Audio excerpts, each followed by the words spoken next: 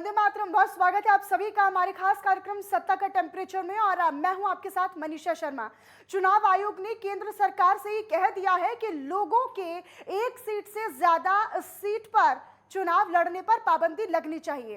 इसके लिए कानून में संशोधन किया जाना चाहिए। चुनाव आयोग का यह भी साफ तौर पर कहना है कि एक व्यक्ति के एक से ज्यादा सीट पर चुनाव जीतने पर उन स्थानों पर उपचुनाव कराना पड़ता है और साथ ही साथ मतदाताओं की भावना के साथ भी कहीं ना कहीं खिलवाड़ होता है। तो ये चुनाव आयोग ने साफ कर दिया है केंद्र सरकार को कि एक ही व्यक्ति दो सीटों पर चुनाव आखिर क्यों लड़े, और लड़ता है तो कहीं ना कहीं मतदाताओं की भावनाओं के साथ खिलवाड़ भी होता है, क्योंकि उस क्षेत्र के लोग अपने जिस उम्मीदवार को बड़े ही आश्वासन और भरोसे के साथ वोट करते हैं, वो मत देते हैं, और कहीं ना कहीं वही उनके साथ विश्वासघात होता है जब एक सीट छोड़कर दूसरी सीट को चुन लिया जाता है और उस पर उपचुनाव कराया जाता है। तो ये एक सलाह केंद्र सरकार को दी गई है और उस पर संशोधन करने की बात चुनाव आयोग ने कही है।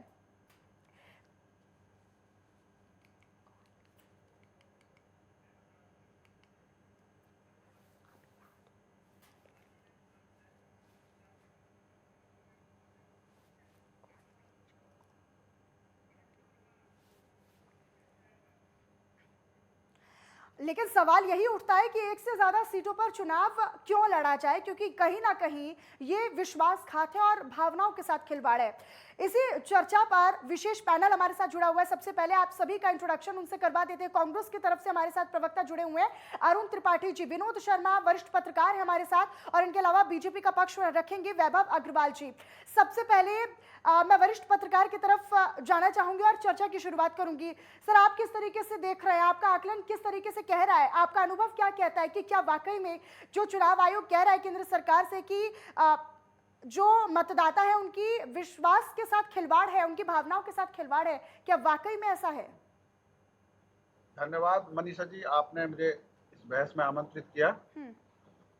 इसमें सबसे बड़ी बात यह है कि अभी जब 2014 के चुनाव हुए थे तो उस समय भी हमारे प्रधानमंत्री ने 2 जगह से चुनाव लड़ा था।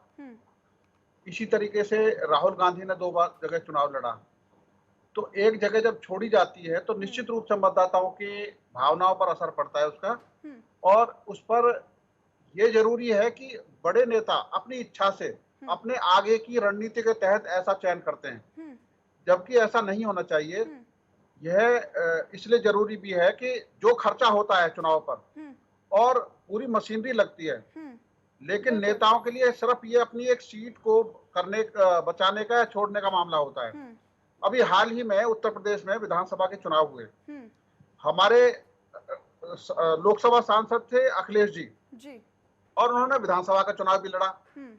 अगर वो बहुमत में आते तो विधानसभा की सीट बरकरार रही, लेकिन लोकसभा की सीट उन्होंने अब छोड़ दी और उसके लिए उपचुनाव अब हो रहा है। मेरा ये मानना है कि जो एक बार लोकसभा का चुनाव लड़ रहा है उसको बीच में विधानसभा के चुनाव लड़ने तक की भी इजाजत नहीं होनी चाहिए, क्योंकि ये आप अपने अपने हित के लिए या अपनी पार्टी की रणनीति के तहत आप लोकसभा या विधानसभा का चुनाव लड़ते हैं, ये भी एक सही नहीं है।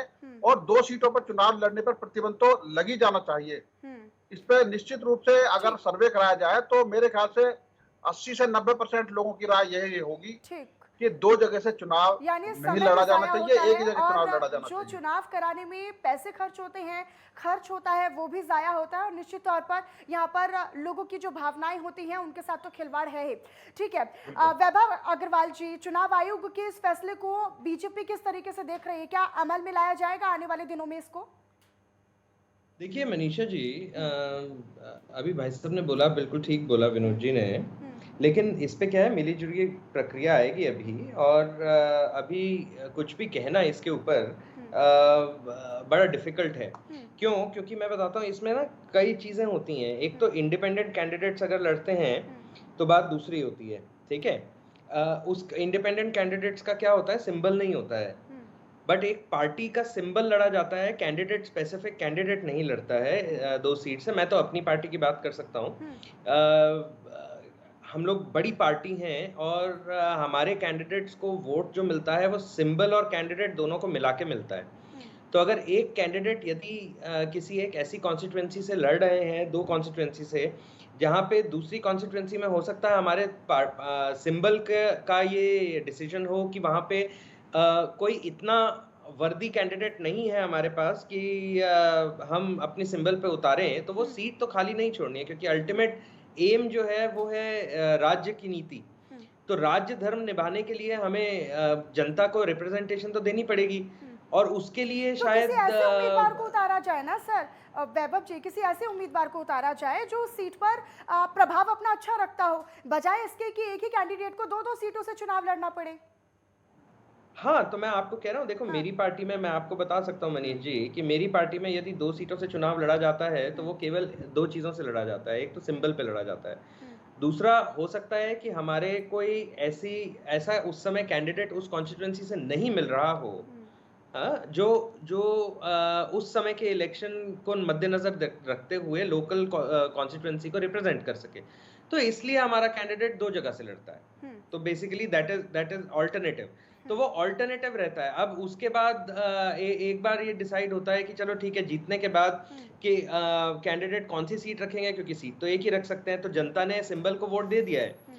तो फिर उसके बाद क्या करते हैं अपन, अगर थोड़ा कमजोर कैंडिडेट होता है वो उतार लेते हैं, क्योंकि अल्टीमेटली जनता की सेवा कैंडिडेट नहीं करता है, सिंबल करता है। सिंबल कैंडिडेट से करवाता है ना। प्रधानमंत्री प्रधान सेवक बन के आए, वो भाजपा के सिंबल पे बन के आए, प्रधानमंत्री अपनी तस्वीर पे बन के नहीं आए, है ना। नहीं, तो लेकिन ये कैंडिडेट का मसला प्रभाव तो आपको वैभव जी रहता है ना, उस क्षेत्र में, उस इलाके में, उन जनता के बीच में उस कैंडिडेट का प्रभाव है, और कहीं ना कहीं वही विश्वास पार्टी के लिए लोग दिखाते हैं। ठीक है वैभव जी, आप बने रहिएगा, लौटूंगी आपके पास। अरुण त्रिपाठी जी कांग्रेस की तरफ से मनीषा पक्ष जी रखने के लिए हमारे साथ जुड़े हुए हैं। ठीक वैभव जी, मैं आऊंगी आपके पास, आपकी पूरी बात सुनूंगी। कांग्रेस इसे किस तरीके से देखती है? क्या केंद्र सरकार को इसमें संशोधन करना चाहिए? विपक्ष क्या समझ रहा है, क्या मानता है, क्या सहमति जता रहा है विपक्ष?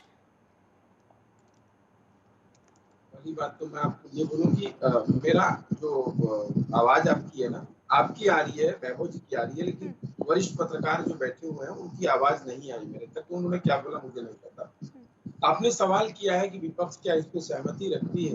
बिल्कुल विपक्ष सहमति रखती है, लेकिन चुनाव आयोग से एक दरखास्त है मेरी, ये अधूरा सवाल है, इसको पूरा सवाल बना करके अगर पेश करते तो अच्छा लगता। देखिए, एक व्यक्ति 2 जगह से चुनाव लड़ रहा है या लड़ता है, वो अलग विषय है, वो लड़ता है, ये भी आपका सवाल ठीक है। लेकिन इसके साथ में अगर राज्यसभा का एमपी लोकसभा में जाता है चुनाव लड़ने के लिए और लोकसभा जीत जाता है तो राज्यसभा की सीट खाली हो जाती है, वहां भी चुनाव होता है। अगर विधानसभा जीता हुआ लोकसभा जीतता है तो विधानसभा की भी चुनाव दोबारा होती है। लोकसभा जीता हुआ, जैसे अखिलेश जी अभी आजमगढ़ से लोकसभा थे, अभी विधानसभा चले गए तो उनका लोकसभा खाली हो गया तो वहां भी दोबारा चुनाव हो रहा है। तो ये पूरे प्रक्रिया को आप सवाल बना करके और इस पे अगर केंद्र सरकार को कहते तो थोड़ा और वाजिब होता और अच्छा लगता, ये सबके हित में होता। और कांग्रेस पार्टी इस जो आप बोल रही है, ये सवाल जो चुनाव आयोग की तरफ से आया उसमें बिल्कुल सहमति रखती है। एक व्यक्ति एक जगह से चुनाव लड़े और 2 जगह से चुनाव बहुत कम लोग लड़ते, ये वही लोग लड़ते हैं जो वरिष्ठ होते हैं पार्टी, जैसे माननीय नरेंद्र मोदी जी जब 2014 में चुनाव लड़ रहे थे तो बनारस से भी लड़े और गुजरात से भी लड़े थे चुनाव। राहुल गांधी जी ने लड़ा है 2019 का चुनाव, अमेठी से भी लड़ा और केरला से भी लड़ा। तो बहुत प्रायः कम लोग लड़ते हैं। इससे पहले मुलायम सिंह जी लड़ते थे 2 जगह से चुनाव, इटावा से मैनपुरी से लड़ गए या कभी मैनपुरी से कन्नौज लड़ गए। लेकिन क्या अरुण जी, इसको बदलने की जरूरत है? ये जो परंपरा चली आ रही है कि एक ही कैंडिडेट 2 सीटों से, चाहे वो कारण कुछ भी रहा हो, चाहे वो कैंडिडेट की बात हो या फिर पार्टी का प्रभाव की बात हो, लेकिन क्या इसको परंपरा को बदला जाना चाहिए? ये मेरा सवाल है। मनीषा जी, मैं एक पार्टी का कार्यकर्ता होने के नाते मैं तो ये कहूंगा कि इस परंपरा को बदलना चाहिए, क्योंकि जब हमारे नेता 2 जगह से चुनाव लड़ते हैं तो दूसरे वाले सीट के जो कार्यकर्ता होते हैं, जो उम्मीदवार होते हैं, जो ये सोचते हैं कि कल को पार्टी मुझे टिकट देगी, कहीं ना कहीं उनका हक मारा जाता है। तो मैं अगर आप बोले कि एज ए कार्यकर्ता तो मैं इस बात से सहमत हूँ कि ये बदलना चाहिए, क्योंकि अगर कोई भी व्यक्ति राजनीतिक जीवन में सेवा कर रहा है, आम जनमानस के बीच में है, तो उसे मौका जरूर मिलना चाहिए, उसे मौका से वंचित नहीं होना चाहिए। ठीक, अरुण जी, क्या आने वाले वक्त में कांग्रेस इस पर गौर करेगी? क्या इसमें इसका ख्याल रखा जाएगा आने वाले चुनावों के वक्त कि कांग्रेस की तरफ से कम एक ही कैंडिडेट जो है वो 2 सीटों से चुनाव ना लड़े? बिल्कुल ये ख्याल रखेंगे और बहुत कम आपने देखा होगा कांग्रेस के उम्मीदवार 2 जगह से चुनाव लड़े। हाँ, अभी एक लास्ट पंजाब में हुआ था जो चरणजीत सिंह चन्नी जी ने 2 जगह से चुनाव लड़ा था और इसके पहले राहुल जी ने लड़ा था। उसके पहले बहुत कम लोग थे जो कि 2 जगह से चुनाव लड़े। हमारी ये परंपरा नहीं है, क्योंकि कांग्रेस ये विश्वास करती है कि जो स्थानीय नेता है उसे मौका मिलना चाहिए, क्योंकि वो जनता के बीच का है, वो जनता को जानता है, वो समझता है और वो जनता की भली भांति के लिए, अच्छी सेवा के लिए कार्य कर सकता है। ठीक, विनोद जी, क्या लग रहा है कि देखिए आने वाले वक्त में, चूंकि हमने कांग्रेस का पक्ष भी सुना, उन्होंने कहा कि आने वाले चुनावों में इस बात पर गौर किया जाएगा और हो सके तो इस पर अमल भी किया जाएगा कांग्रेस पार्टी की तरफ से। क्या लगता है कि पार्टियों पर इस पर गौर करने की ज़रूरत है और बेहद ही खास ध्यान रखने की ज़रूरत है, और अगर ध्यान दिया गया तो कितने बदलाव यहाँ पर देखने को मिलेंगे? लोगों की भावनाओं के साथ खिलवाड़ नहीं होगा, क्या ये सुनिश्चित हो पाएगा? देखिए, दोनों की बात मैंने सुनी और वास्तव में दोनों इस बात पर सहमत है कि जो परंपरा चली आ रही है उसमें बदलाव की जरूरत है। जो चुनाव आयोग कह रहा है वह बात तर्कपूर्ण है। एक सुझाव के रूप में मैं ये कह रहा हूँ कि जब तक ये कानून बने तब तक ऐसी व्यवस्था हो कि अगर 2 साल या 2.5 साल से पहले मान लीजिए चुनाव हुए हैं, अभी जैसे आजमगढ़ का मामला है, चुनाव हो रहा है, जो चुनाव होने के 1-1.5 साल के अंदर ही अगर कोई दोबारा से चुनाव की स्थिति आती है तो वहाँ चुनाव नहीं होना चाहिए। वहाँ जो दूसरे नंबर का प्रत्याशी रहा है उसको वो सदस्यता दी जानी चाहिए। हो सकता है इसमें कहीं कानूनी पेचीदगी हो, लेकिन अगर इसको वैधानिक मान्यता मिलेगी तो मुझे नहीं लगता कि आदमी 2 जगह से चुनाव लड़ेगा, क्योंकि उसको फिर ये खतरा होगा अगर वो एक सीट छोड़ेगा तो दूसरी सीट दूसरे विपक्ष के पास जाएगी। और रही बात दूसरी कि जिस तरीके से आप व्यवस्थाएं हर जगह, ये केवल सांसद लोकसभा के लिए नहीं है, ये मतलब संसद के लिए, विधानसभा के लिए, मैं तो कह रहा हूँ विधान परिषद के जो कुछ राज्यों में विधान परिषद की व्यवस्था है और कुछ राज्यों में नहीं है। तो अगर जहां विधान परिषद की व्यवस्था है वहां तो ऐसा हो जाता है कि भाई अगर वो विधायक नहीं है तो 6 महीने में या तो मनोनीत हो जाता है या फिर चुनाव कराना पड़ता है। तो विधान परिषद की वैधानिकता पर भी बहस होनी चाहिए कि क्या विधान परिषद होना चाहिए या नहीं होना चाहिए, क्योंकि विधान परिषद को भी एक इस तरह का वो बना लिया गया है कि जिसका मन चाहे उसको बना दिया, और उस पर खर्चा जो होता है वो भी एक सरकार का खर्चा होता है, जो पब्लिक का एक फंड है। तो इन चीजों पे चुनाव सुधार में वाकई बहुत ज्यादा चुनाव की उसकी बदलाव की जरूरत है, और जो ये इस समय चुनाव आयोग की तरफ से पहल की गई है वो स्वागत योग्य है और उस पर विचार किया जाना चाहिए, मेरा ये मानना है। ठीक, वैभव जी, ऐसी कोई सीट जिससे इस्तीफा दिया गया हो, क्योंकि कैंडिडेट अगर दोनों सीटों से जीता है, एक से तो इस्तीफा देना पड़ेगा, वहां पर फिर उपचुनाव होगा, तो उपचुनाव का जो पूरा खर्च वसूलने की बात कही जाती है, क्या वाकई में ऐसा होना चाहिए? उस पर प्रावधान कुछ ना कुछ आना चाहिए, जैसे कि भारी जुर्माना लगाया जाए और उस पर कोई प्रावधान बने, इस तरह की कोई सुझाव जिस पर अमल किया जाना चाहिए केंद्र की तरफ से? देखिए, ऐसा है कि आपको ये समझना पड़ेगा कि ये जो इलेक्शन कमीशन ने रिक्वेस्ट दी है, ये क्या रिक्वेस्ट क्या है टोटलिटी में।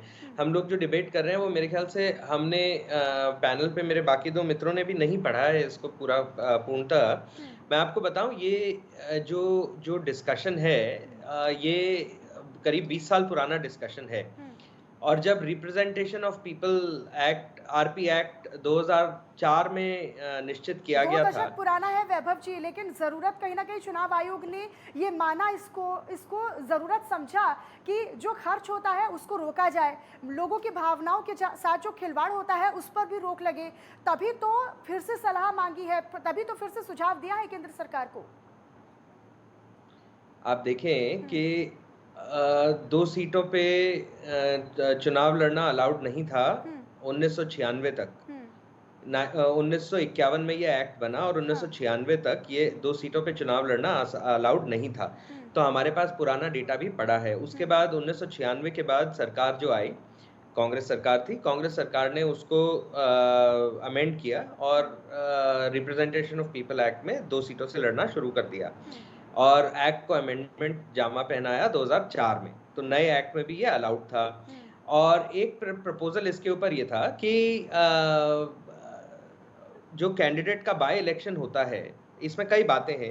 एक प्रपोजल ये है कि जो बाय इलेक्शन होता है, जैसे कि शर्मा जी ने अभी बिल्कुल सही बात बोली कि खर्चा बहुत होता है और पब्लिक का पैसा भी लगता है, तो उस पे एक सुझाव ये था कि कैंडिडेट बाय इलेक्शन की कॉस्ट कैंडिडेट उठाएगा जो उस सीट को छोड़ता है। तो इसमें क्या है, बहुत सारे फैक्ट्स हैं, बहुत सारे फिगर्स हैं, ये जब सामने आएंगे और केंद्र सरकार ऑल पार्टी मीटिंग लेके एक बात करेगी तो सारे दल इसमें शामिल होंगे, सबका नाम रखा जाएगा, सबका विचार रखा जाएगा और केंद्र सरकार उस पर एक सही डिसीजन लेगी और अगर जरूरत पड़ेगी तो उसको अमेंड करेंगे, जरूरत नहीं पड़ेगी तो नहीं अमेंड करेंगे। मतलब वो तो लेजिस्लेचर का काम है, वो पार्लियामेंटियंस का काम है, लॉ मेकर्स का काम है। सर्वसम्मति जरूरी है और बिल्कुल सभी पार्टियों की सहमति अगर होगी तो निश्चित तौर पर केंद्र सरकार इस पर अमेंडमेंट करेगी, इसमें संशोधन करेगी। अभी आने वाले दिनों में देखते हैं कि इस पे अभी तो ये रिक्वेस्ट ही आई है, बट अभी आने वाले दिनों में देखते हैं कि जो पार्लियामेंट्री अफेयर्स मिनिस्टर हैं वो इसको किस तरह हैंडल करते हैं और सरकार इस पे क्या विचार रखती है। और मुझे नहीं लगता है कि इसमें कोई इतनी बड़ी बात है जिस पे राजनीति होगी। ये तो सबका मिलके सुझाव आएगा और सुझाव जब आएगा तो उसको अमल करेंगे, इसमें कोई दिक्कत नहीं। क्या ये समझा जाए कि एक इनसिक्योरिटी होती है किसी कैंडिडेट में और इसी असुरक्षा की भावना के कारण ही जो बड़े नेता होते हैं वो 2 सीटों पर चुनाव लड़ते हैं? देखिए वो क्या होता है, मैंने आपको पहले ही स्पष्ट कर दिया कि जो बड़े नेता होते हैं वो अपने स्वभाव को, कि अगर हम किसी क्षेत्र में जाते हैं, सपोज अगर मैं गुजरात से चुनाव लड़ रहा हूँ तो गुजरात में भी मेरा उपस्थिति रहेगा और मैं यूपी से चुनाव लड़ रहा हूँ तो वहाँ भी उपस्थिति रहेगा। तो बड़े नेता प्राय ऐसा करते थे। अटल जी भी इसके पहले 2 जगह से चुनाव लड़े हैं, कई लोग लड़े हैं। लेकिन अभी जो चुनाव आयोग ने सवाल उठाया ना, मैं आपको फिर दोहराता हूँ कि वो अधूरा सवाल है। इसमें एक संशोधन और होना चाहिए कि अगर कोई विधानसभा जीत करके प्रत्याशी विधायक बन गया है और उसके यहाँ पर किसी मुख्यमंत्री कैंडिडेट को पार्टी डिक्लेयर करती है जो विधानसभा नहीं जीता हुआ है, तो उम्मीदन ऐसा देखा गया है कि एक विधायक को कहा जाता है कि आप अपनी सीट छोड़ दीजिए, आपको हम बाद में विधान परिषद से या हम राज्य मंत्री का दर्जा दिला देंगे, और वो अपनी सीट छोड़ देता है मुख्यमंत्री के लिए। भाई आप, जनता ने तो उसे चुना है ना, जनता के बीच का वो है। देखने को मिला जैसा उत्तराखंड में देखा गया। बिल्कुल जैसा उत्तराखंड में देखा गया, कई जगह देखा गया, अकेले उत्तराखंड का हम बात नहीं करेंगे, कई जगह ऐसा होता है। या कोई ऐसा नहीं है कि बस बीजेपी में हो रहा है, कांग्रेस में नहीं, कांग्रेस में हो रहा है, उसमें सारी पार्टियों में प्राय ऐसा होता है। तो ऐसा नहीं होना चाहिए। अगर किसी को विधानसभा का चुनाव जीता हुआ है तो वो विधायक बन के जनता के लिए काम करे। देखिए हम आप अगर बैठे हैं तो हम इसी उम्मीद में बैठे हैं कि कोई भी प्रतिनिधि अगर चुना जाता है तो जनता के लिए चुना जाता है और जनता के हित में काम करे, वो किसी नेता या किसी पार्टी के हित के लिए बस काम कार्य न करे। ये होना चाहिए लोकतंत्र। बिल्कुल, और कहीं ना कहीं इस पर गौर करने की भी ज़रूरत है कि लोग जनता के लिए काम करें और जो उम्मीदवार चुनावी मैदान में खड़ा होता है उसे ना केवल ये सुनिश्चित किया जाए कि वहाँ उसको विकास करना है, बल्कि वो लोगों की भावनाओं से जुड़कर वहाँ पर पहुँचे हैं। और यही वजह होती है कि लोगों की भावनाओं से जुड़कर ही उस जनप्रतिनिधि को उस चुनावी मैदान से, उस चुनावी क्षेत्र से उतारा जाता है। ठीक है, लेकिन क्या समझा जाए, क्योंकि देखिए अब आने वाले दिनों में अगर इसमें संशोधन होता है या फिर इस पर अमल किया जाता है तो इसको कितना फायदेमंद इसे समझा जाए, क्योंकि अगर ये जरूरी ना होता तो चुनाव आयोग इस पर चर्चा भी ना करता। चुनाव आयोग ने चूंकि ये सजेशन दिया है केंद्र सरकार को तो निश्चित तौर पर इसकी अपनी महत्वपूर्णता है। देखिए इसमें सबसे बड़ा फायदा ये होगा कि अगर कोई सदस्य 2 जगह से चुनाव लड़ता है और एक जगह जीतता है, एक जगह नहीं जीतता है, या दोनों जगह जीत जाता है, एक सीट छोड़ देता है, तो उससे ये पता रहेगा कि 5 साल जिस सीट पे मैं हूँ सदस्य, जिस सीट से मैं निर्वाचित होकर के विधानसभा या लोकसभा में बैठा हूँ, उस सीट पे काम करना है जनता के बीच में। अगर मैं काम नहीं करूंगा तो दोबारा मैं निर्वाचित नहीं हो सकता, जनता मुझे वोट नहीं देगी, तो ये उसकी जवाबदेही हो जाएगी। तो ये जनता के हित के लिए बहुत अच्छा होगा। अच्छा, मेरा ऐसा देखने को मिला कि जो 2 सीट पे लास्ट मेरा कमेंट विनोद जी से रहेगा। विनोद जी, लास्ट कमेंट आपसे लेना चाहूंगी और ये भी समझना चाहूंगी साथ ही साथ आखिरी सवाल में आपसे कि क्या ऐसा करने से, चूंकि अगर उपचुनाव होता है तो ऐसे में अगर एक ही कैंडिडेट 2 जगहों से चुनाव लड़ता है तो क्या वहां पर क्षेत्र के विकास पर भी प्रभाव पड़ता है? अगर उसको इस्तीफा देना पड़े, वहां से दूसरा जनप्रतिनिधि चुनकर आए, तो क्या लोग उसी मत के साथ, उसी विश्वास के साथ और उसी आश्वासन के साथ उन्हें भी अपना मत देते हैं जो नया कैंडिडेट वहां पर चुनावी मैदान में उतरा है? क्या समझ में आता है? बिल्कुल बिल्कुल, मैं आपको एक उदाहरण देता हूँ नोएडा का। 2009 में 2012 में चुनाव हुए थे हाँ। और हमारे यहाँ एमएलए के रूप में डॉक्टर महेश शर्मा एमएलए बने थे। 2014 में जब लोकसभा के चुनाव हुए तो उनको कैंडिडेट बनाया गया लोकसभा का। तो 2012 जो एमएलए की पद है वो खाली हुआ और एमएलए का जो पद खाली होने के बाद वो लोकसभा में चुने गए और एमएलए के लिए एक नया कैंडिडेट आया। जो नया कैंडिडेट बना उसको सिर्फ 2.5 साल का समय मिला, वो पूरा टाइम भी नहीं मिल पाया, उसके बाद फिर उनको बदल दिया गया। तो मेरा कहने का मतलब यह है कि ना तो उनको पूरा टाइम मिल पाया, जो एक विधायक जो बने थे 5 साल के लिए, और उन्होंने आधे समय में ही उनको लोकसभा का सदस्य बना दिया गया, तो उसके बाद आधा समय उनको मिला जो विधायक नए बने। तो विकास कार्य प्रभावित इसलिए होता है कि अगर एक आदमी चुना गया है तो 5 साल की प्लानिंग करता है कि वो अपने क्षेत्र में किस किस तरह का विकास करेगा और उस पर क्या काम करेगा। अगर उसको 2-2.5 साल बाद ही चेंज कर दिया गया, उसको चाहे एमएलए का या दूसरे राज्य में मान लिया शिफ्ट कर देते, अब तो बल्कि मेरा तो ये भी मानना है कि एक चीज ये भी होनी चाहिए कि जो जिस राज्य का है उसको दूसरा राज्य में भी भेजने का जो पार्टी हाईकमान का डिसीजन होता है, मेरे ख्याल से तो वो भी उचित नहीं है, क्योंकि जो जिस क्षेत्र की सेवा कर रहा है अगर वो उस क्षेत्र में काम कर रहा है तो राज्य तो कम से कम वो रहे। अगर पता चला कि वो काम तो यहाँ कर रहा है लेकिन भेज दिया वो महाराष्ट्र में। बिल्कुल, और ये बेहद जरूरी भी है। और इस पर आने वाले समय में कितना जो पार्टियां हैं वो अमल करती हैं, कितना संशोधन इसमें होता है, ये देखना महत्वपूर्ण रहेगा। बहरहाल इस चर्चा में जुड़ने के लिए और अपना कीमती समय नेटवर्क 10 को देने के लिए आप तीनों मेहमानों का हमारे साथ जुड़ने के लिए बहुत शुक्रिया। और ये आने वाला वक्त बताएगा कि आखिरकार 2 सीटों पर चुनाव लड़ना चाहिए या फिर नहीं, क्योंकि जो हमने डिबेट किया और उसमें जो तीनों पक्षों की तरफ से कहा गया, उन्होंने सर्वसहमति से ये बताया कि सभी दलों को सर्वसहमति के साथ इस पर सहमत होना पड़ेगा और इस पर अमल लाने की जरूरत है। और चलिए फिलहाल मेरे साथ इस चर्चा में इतना ही, लेकिन बाकी खबरों के लिए आप बने रहिए नेटवर्क 10 के साथ। जय हिंद।